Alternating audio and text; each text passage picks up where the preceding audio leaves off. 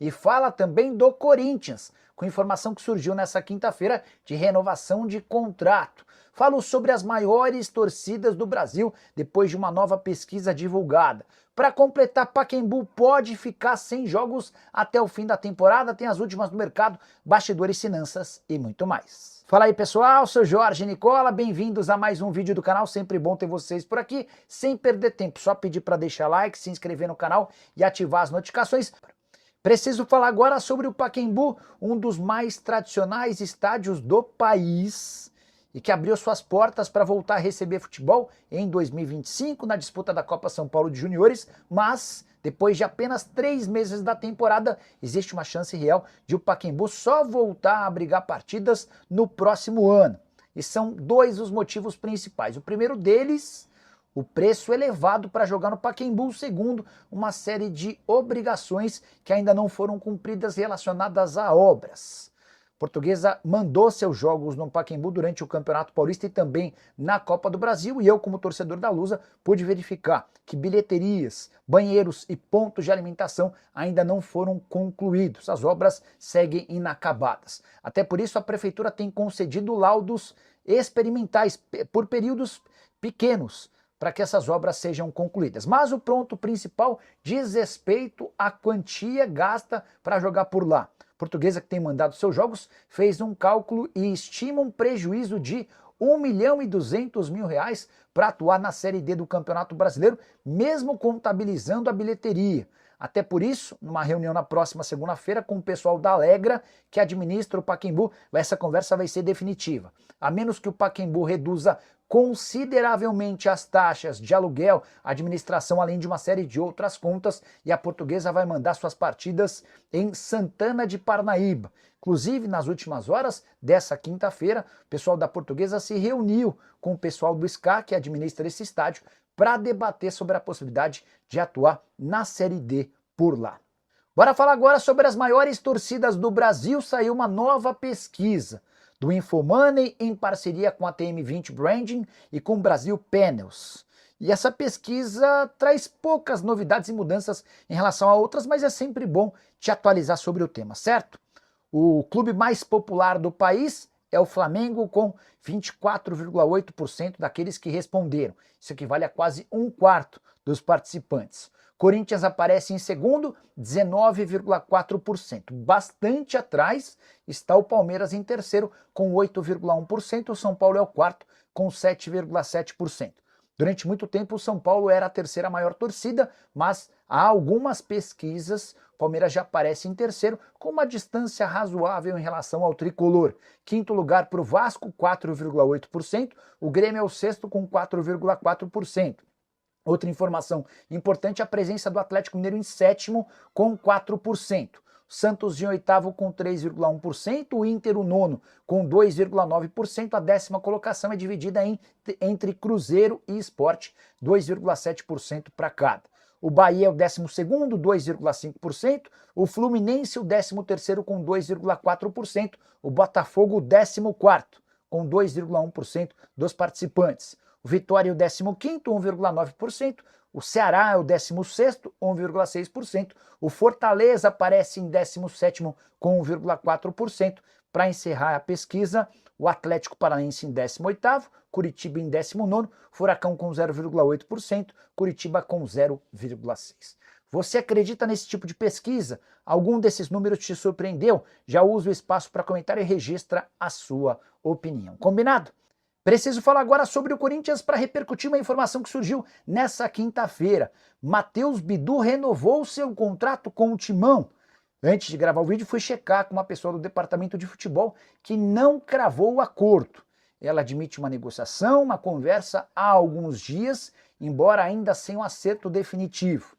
Quem publicou a notícia deu conta de que o Matheus Bidu vai estender seu vínculo por 3 temporadas. O contrato atual se encerra em dezembro e o Bidu perdeu um pouco de espaço, especialmente depois da chegada do argentino Angeleri, que deixou excelente impressão, especialmente no confronto contra o Estevão na primeira partida final do Campeonato Paulista. Matheus Bidu, que nesse ano tem 12 jogos, 2 gols e 2 assistências, havia sido contratado pelo Corinthians em 2023 do Guarani.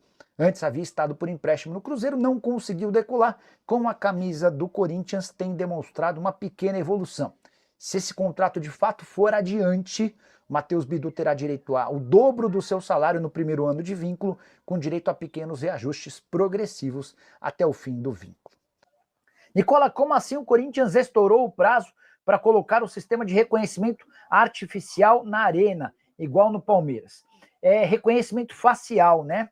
Essa é mais uma das polêmicas que envolvem a acusação de cambismo. Todos os clubes de futebol do Brasil têm até a metade do ano para estarem funcionando e operando com esse reconhecimento facial. Todos os clubes, pelo menos da primeira divisão. E o que o ex-chefe da tecnologia do Corinthians alega, cara que foi demitido recentemente, o Marcelo Munhoz, é de que o presidente Augusto Melo tenha adiado a contratação dessa empresa. Ele já havia sugerido e montado um esquema bacana para que o Corinthians instalasse esses reconhecimentos faciais na porta do estádio, o que impediria a ação dos cambistas. Mas, na visão desse ex-chefe de TI do Corinthians, o que pega é exatamente isso. O Augusto tem adiado esse processo para tentar permitir que os cambistas continuem funcionando, tá bom? Boa noite, Nicola. E o Corinthians vai conseguir segurar o Yuri Alberto? E sobre o impeachment, como é que tá? Abraços, campeão. Pedrão, eu até esqueci de contar esse tema. Ontem eu conversei com uma pessoa da oposição, ou seja, uma pessoa que trabalha fortemente pelo impeachment do presidente Augusto Melo, né? E eu perguntei a reunião de impeachment, quando é que vai acontecer, o que está rolando?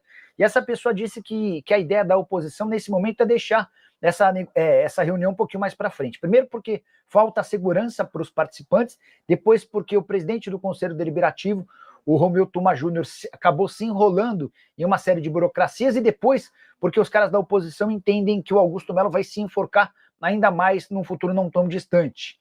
Tem julgamento marcado pela Corte Arbitral do Esporte para abril, referente àquele caso Matias Rojas, que pode causar condenação em 40 milhões do Corinthians.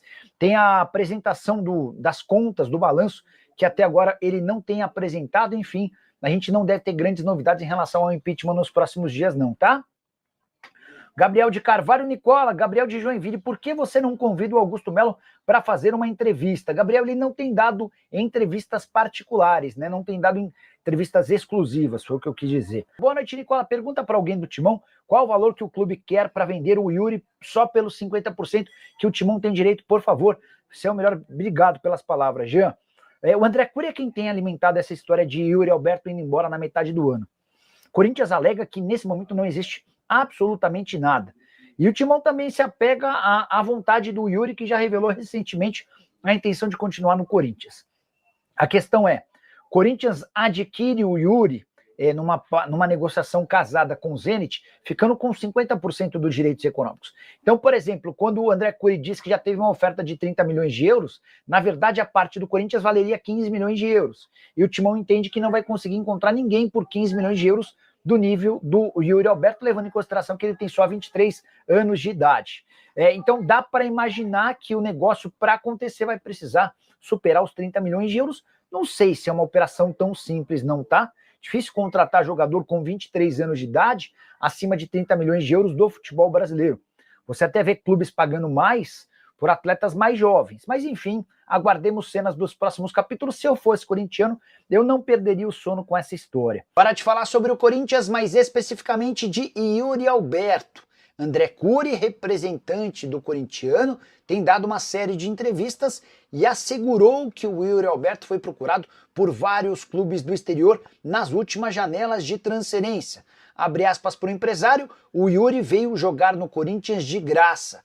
O Corinthians gastou R$0 com ele e eu já trouxe proposta de 30 milhões de euros. Só com essa proposta o Corinthians já me pagaria e ainda ganharia dinheiro. O André Cury lembrando de uma série de processos que move contra o Corinthians. Essas ações giram na casa dos 54 milhões de reais.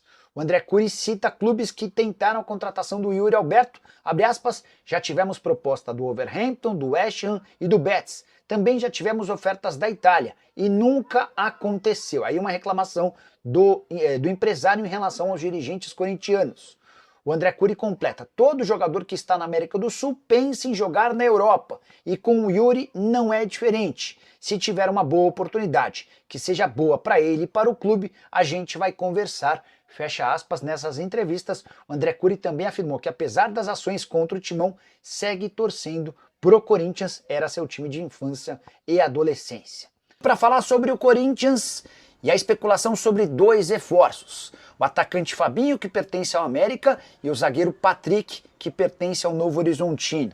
Sobre o Patrick, rolou nessa semana uma reunião, não sei se virtual ou pessoal, entre representantes do atleta e dirigentes do Corinthians. Esse contato havia começado algumas semanas atrás, quando o Patrick foi sugerido ao Corinthians. Atleta de 25 anos de idade, zagueiro canhoto, como pede o Ramon Dias há algum tempo, e bem mais barato do que vários outros citados ou listados como possíveis alvos do Corinthians. Patrick gostaria de jogar no Timão, e agora o Corinthians já sabe qual o valor da operação para que o Novo Horizontino tope fazer negócio. Recentemente, o DC United dos Estados Unidos ofereceu $1 milhão.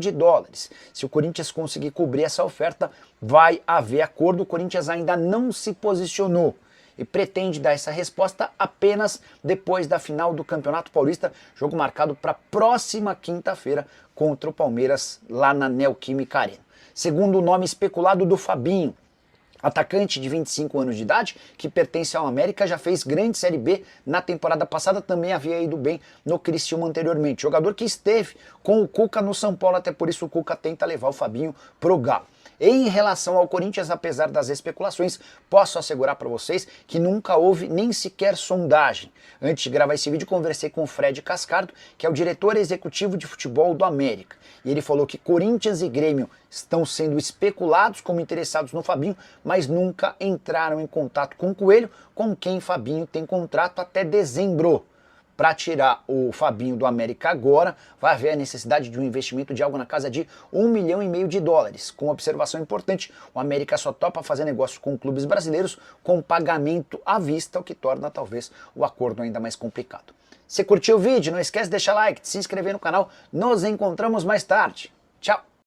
Rapaziada, bom, ficamos aqui com o nosso giro de notícias do maior clube do Brasil. Claro que a gente tá falando de quem? Então, falando do Coringão. Se você gostou do vídeo, chega aqui deixando seu like, se inscreva no canal, ativa também o sininho de notificação, é muito importante sua participação neste canal. Um grande abraço no seu coração, segue pra mais, até o próximo vídeo, vamos pra cima, vamos que vamos que vamos que vamos que vamos que vamos.